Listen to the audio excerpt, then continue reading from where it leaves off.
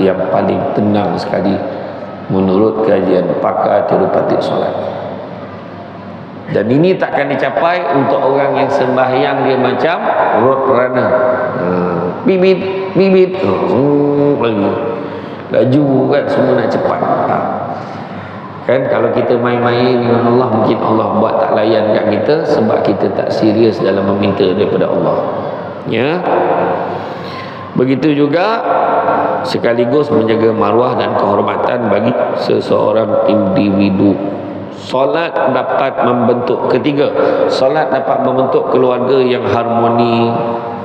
Ibadah solat dapat bentuk keluarga yang sakinah, mawaddah, warahmah.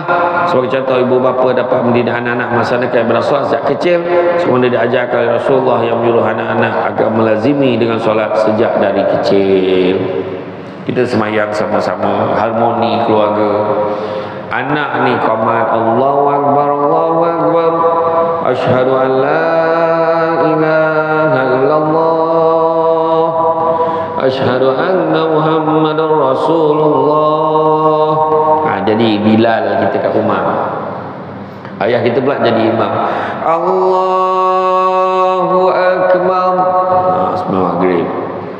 Bismillahirrahmanirrahim. Alhamdulillahi Rabbil Alamin,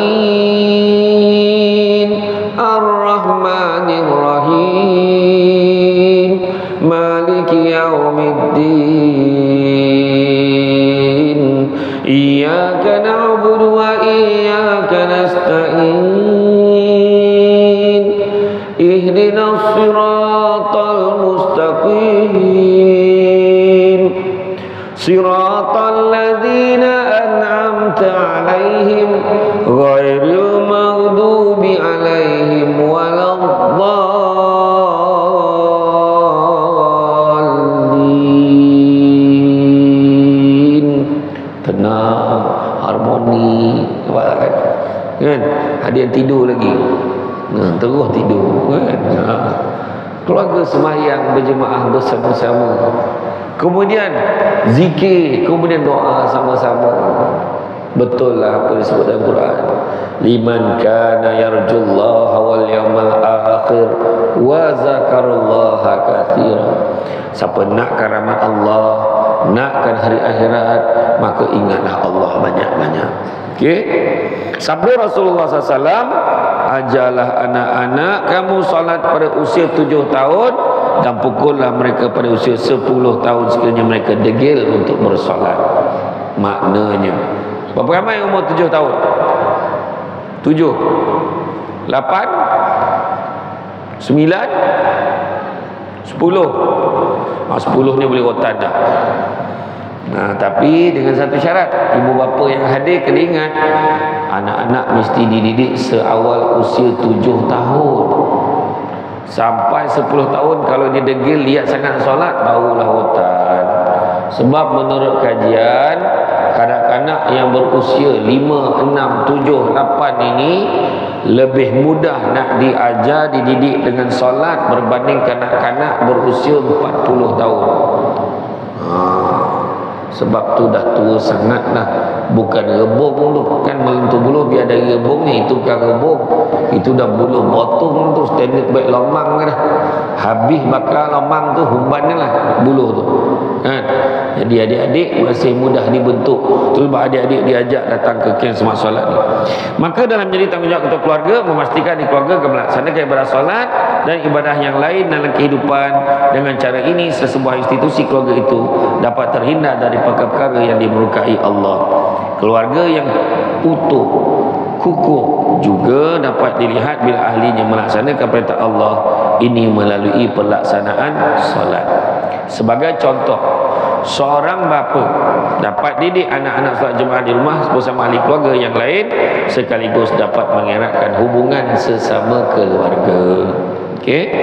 Pelaksanaan ibadat solat ini akan memupuk kesan positif pada kehidupan Jadi ibadah solat amalan pertama Allah Ta'ala akan tanya, dan inilah akan bawa ketenangan, bawa kedamaian, dan begitu juga Allah akan makbulkan permintaan kita, mudah-mudahan dengan ketaatan kita kepada Allah. Ini kita tak taat Allah, kita tak solat, tapi nak macam-macam. Ya Allah, bagilah aku peksa semua ya Allah, solat tak jaga, macam mana ada hati nak minta?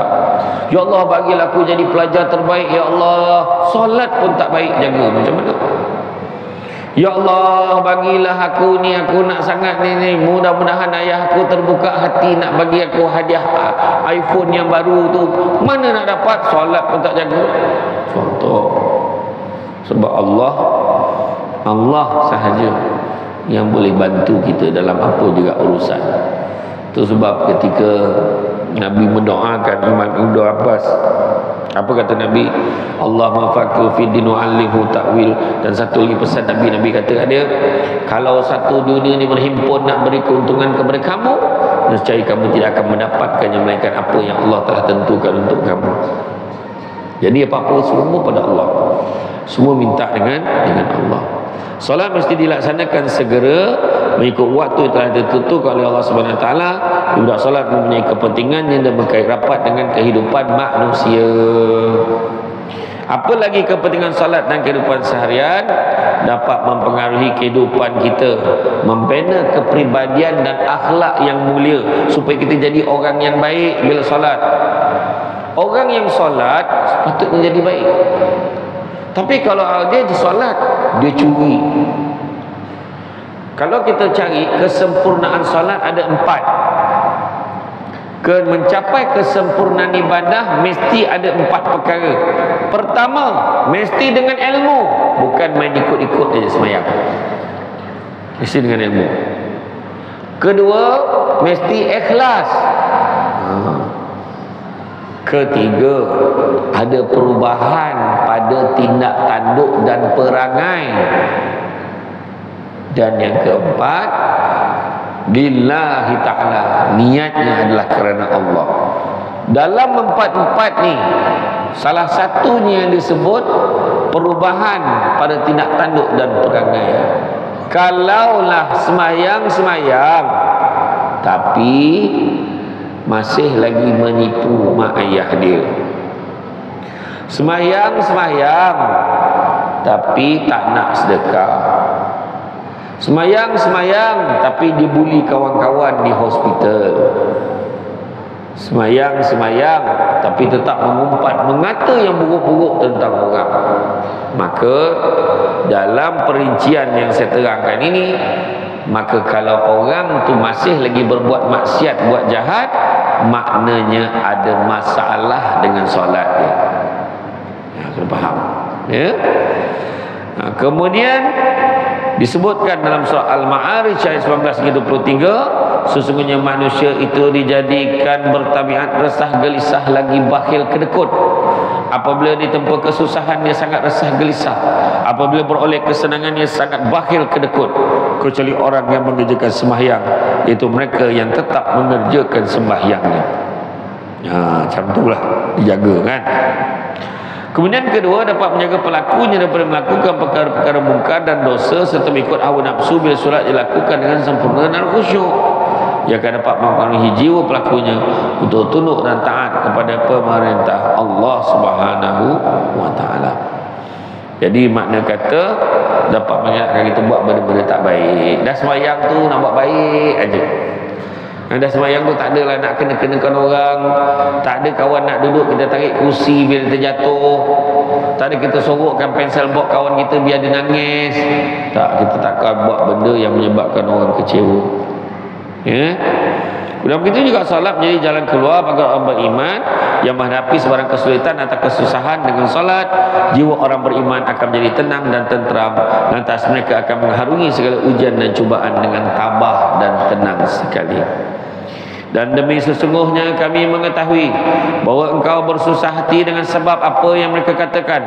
Oleh itu bertasbihlah engkau dengan memuji Tuhanmu, serta jadikanlah dari orang-orang yang sujud salat. Surah Al-Hijr ayat 97 hingga 98. Yang keempat, solat juga dapat membuka jalan atau mempermudahkan cara yang dapat mempermudahkan rezeki kita. Dan Tuhan berfirman lagi, sekiranya penduduk negeri itu bermain serta bertakwa, tentulah kami akan membuka pada mereka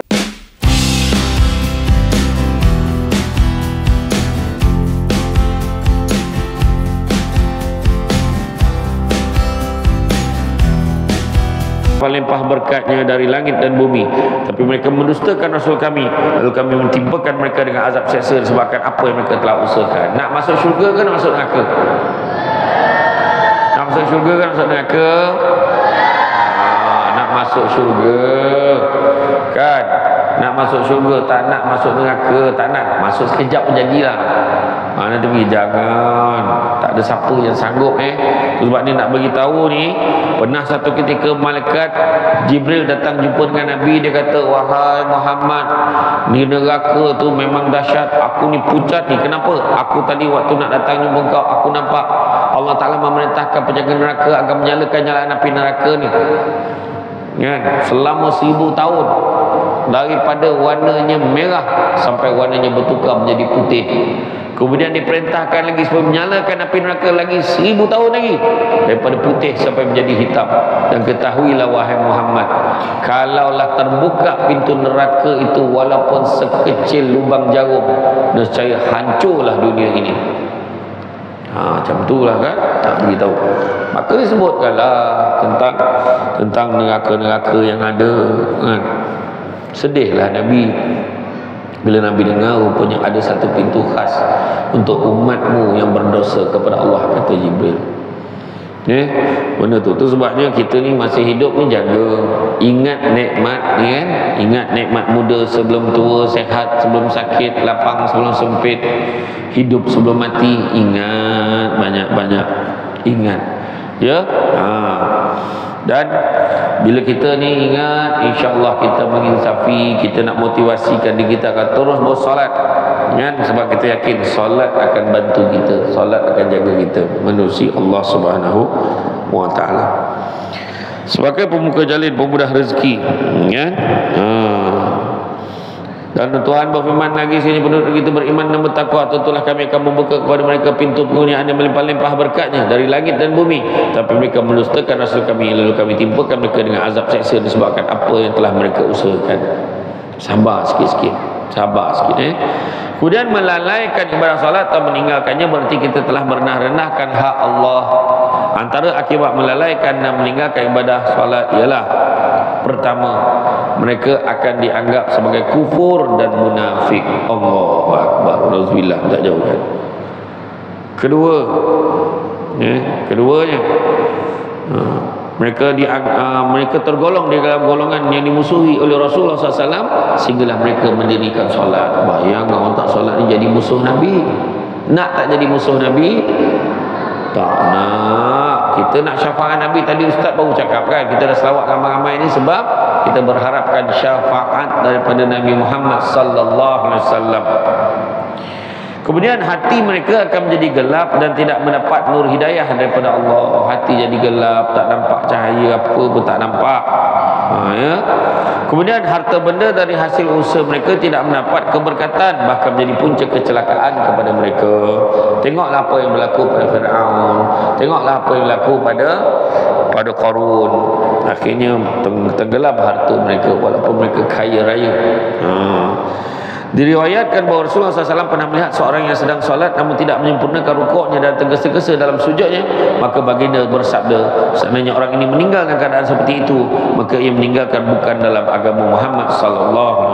Bayangkan, kalau nak buat cair tak sain, dianggap sebagai kita bukan sebahagian pada Nabi. Macam ya, bayangkan macam mana tu. Dah bagi kat kita ni kan, kita ni tak nampak macam mana, kita ni Nabi tak iktiraf kita macam mana. Dah bagi cop moho dah. Kita ni umat Nabi Muhammad nak masuk syurga, betul tak? Nak masuk syurga tak? Ke nak masuk, tak apalah, masuk neraka sekejap, nanti kita lama-lama masuk syurga juga. Nak tak? Tak nak, tak sanggup. Kita kena percik api pun tak tahan, betul tak? Pernah tak tengok orang bakar lemang? Pernah? Dekat dengan api pun panas, bahang. Makan sedap, tapi dekat api tu sedap tak? Tak sedap. Itu yang kita heran. Ada orang nyanyi lagu, dia boleh nyanyi lautan api sanggup kurenangi. Dekat dengan api pun tak boleh, macam mana nak berenang lautan api? Betul tak? Betul, itu sebabnya.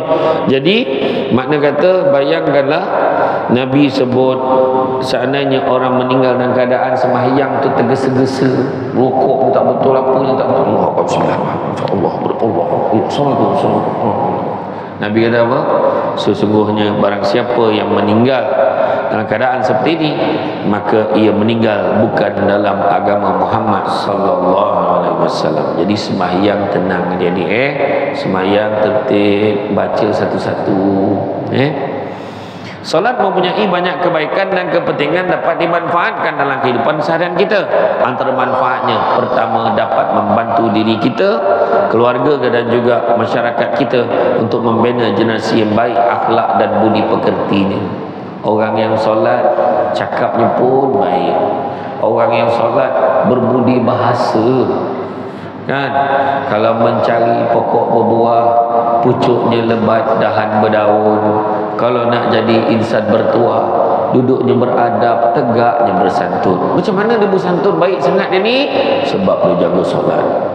Kedua, ibadah solat dapat membantu kita menangani pelbagai gejala yang merosakkan kehidupan.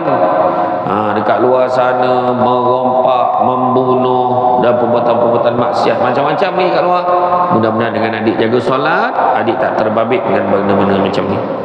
Kemudian dapat motivasikan diri kita untuk terus tabah hadapi segala cabaran yang datang. Kita dah solat, kita serah pada Allah. Ada ujian dan dugaan, sabar. Tiba-tiba slipper hilang, sabar. Tiba-tiba kawan kita dia pukul kita, pahal kau pukul aku? Lepas tu dia lari, sabar. Cantik dipandang bulan mengambang. Bulan mengambang torang di awan. Kalau dah hidup namanya orang, takkan lari daripada ujian dan dugaan. Dan begitu juga ibadat solat dapat jadi kunci utama mendapatkan rezeki yang halal dan diberkati oleh Allah Subhanahu wa taala. Jadi kenalah jaga. Tapi nak semayang kadang-kadang tak dapat khusyuk. Nak kejar khusyuk macam mana? Khusyuk pun tak. Khusyuk ni bukannya semayang sampai tak sedar. Bukan. Contoh khusyuk macam ni. Kita tekan remote, tengok TV.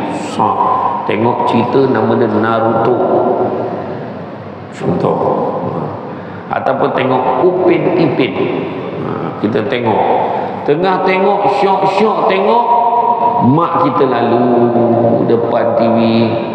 Mak, tepilah sikit. TV, mak. Mata tetap kat TV. Itu khusyuk. Maknanya fokus dan penumpuan dia kepada Allah tu tidak terganggu dengan benda lain. Dia tetap fokus.